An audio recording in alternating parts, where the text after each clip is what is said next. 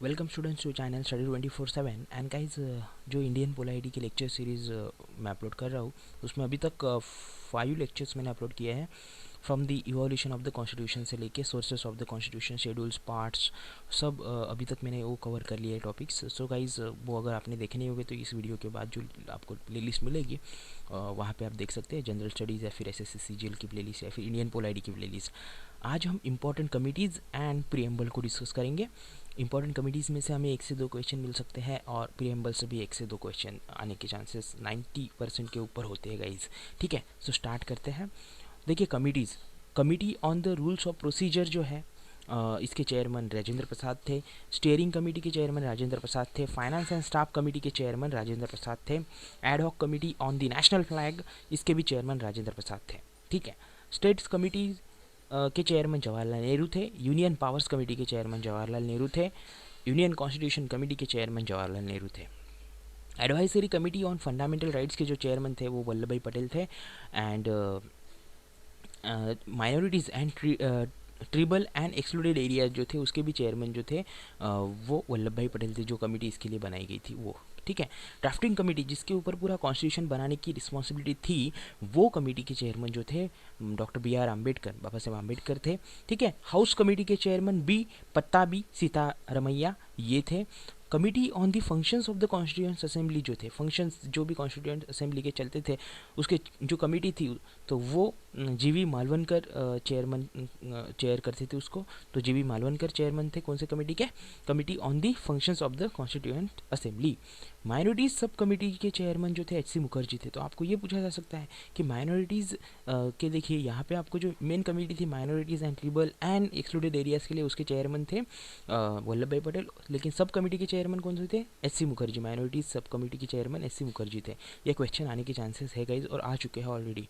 Fundamental rights committee जो थी JB Kripalani थे, लेकिन एडवाइजरी कमेटी जो मेन कमेटी थी फंडामेंटल राइट्स का एडवाइस करने के लिए तो वो वल्लभ भाई पटेल उसके चेयरमैन थे। लेकिन सब कमेटी के चेयरमैन कौन थे फंडामेंटल राइट्स कमेटी के?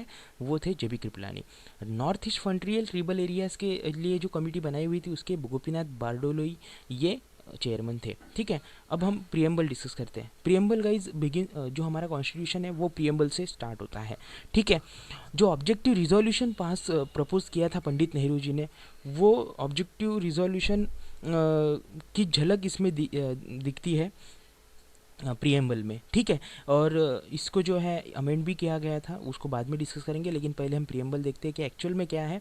We the people of India having solemnly resolved to constitute India into a sovereign socialist secular democratic republic and to secure to all its citizens justice, social, economic and political, liberty of thought, expression, belief, faith and worship, equality of status and of opportunity, and to promote among them all fraternity, ensuring the dignity of the individual and the unity and integrity of the nation.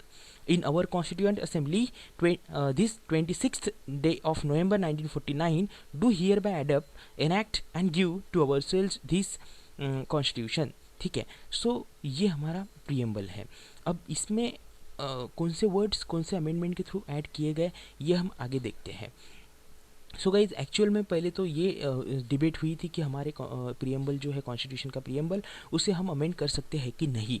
तो article 368 जो है वो amendment of the constitution के लिए बनाया हुआ है। तो ये तय हुआ एक केशवानंद भारती केस में ये डिबेट हुई। उसके बाद सुप्रीम कोर्ट ने पहले तो निर्णय दिया था कि इसे हम अमेंड नहीं कर सकते क्योंकि ये पार्ट नहीं है कॉन्स्टिट्यूशन का, लेकिन बाद में डिसीजन आया कि नहीं, this is a part of our constitution, इसे हम अमेंड कर सकते हैं आर्टिकल 368 के अनुसार। तो 1976 में इसको पहली बार अमेंड किया गया और उसमें 1976 का जो अमेंडमेंट था वो 42nd अमेंडमेंट था। अब आप ये कैसे ध्यान में रखेंगे कि यार 42nd और 1976 में हुआ ये, तो 4 + 2 6 होता है और लास्ट में 1976 के भी 6 है। तो इस तरीके से आप याद रख सकते हैं क्योंकि पूछा जाता है कि कौन से अमेंडमेंट के थ्रू, कौन से नंबर के अमेंडमेंट के थ्रू प्रियम्बल अमेंड हुआ।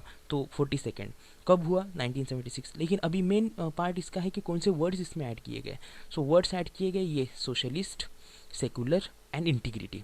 तो कौन से 3 वर्ड्स ऐड किए गए थे 1976 के 42nd कॉन्स्टिट्यूशनल अमेंडमेंट एक्ट के through? Socialist, secular and integrity. ठीक है, तो ये थर्ड क्वेश्चन बना कि कौन से वर्ड्स ऐड किए गए थे। तो 3 क्वेश्चन यहाँ से आने की संभावना होती है। और मोस्टली ये भी पूछा जा सकता है कि कौन से आर्टिकल के थ्रू हम कॉन्स्टिट्यूशन को अमेंड कर सकते हैं, तो आर्टिकल 368 के थ्रू। ठीक है, अभी कमिटी से भी क्वेश्चन आ सकते हैं। ठीक है, सो गाइज ये था इम्पोर्टेंट कमिटीज़ और प्रियम्बल का वीडियो। इसके बाद बहुत इंपॉर्टेंट वीडियो आएगा जो कि रहेगा फंडामेंटल राइट्स के ऊपर, और उसको ऑलमोस्ट मैं 2 to 3 पार्ट्स में हम डिस्कस करेंगे। 2 पार्ट तो मिनिमम डिस्कस करेंगे। ठीक है, ऑलमोस्ट हमारे जो राइट्स हैं फंडामेंटल राइट्स अच्छे से उस पर बहुत क्वेश्चन आने की ज़रूरत संभावना होती है। स्टेट एग्ज़ाम जो होती है स्टेट पब्लिक सर्विस कमीशंस की, उसमें भी उससे क्वेश्चंस बनते हैं ज़्यादा, और हमारी SSC CGL में भी उससे क्वेश्चन आने की ज़्यादा संभावना होती है। ठीक है, सो थैंक्स गाइस सुनने के लिए। सब्सक्राइब किया है तो थैंक यू वेरी मच, अगर नहीं किया है तो प्लीज़ सब्सक्राइब कीजिए, क्योंकि बैंकिंग एग्ज़ाम SSC एग्ज़ाम्स की मैं यहाँ पे ऐसे ही वीडियोज़ अपलोड करते रहता हूँ। लाइक कीजिएगा यदि अच्छा लगा होगा तो, शेयर कीजिए फ्रेंड्स के साथ। एंड दिस इज सम्राट साइनिंग ऑफ। Thank you.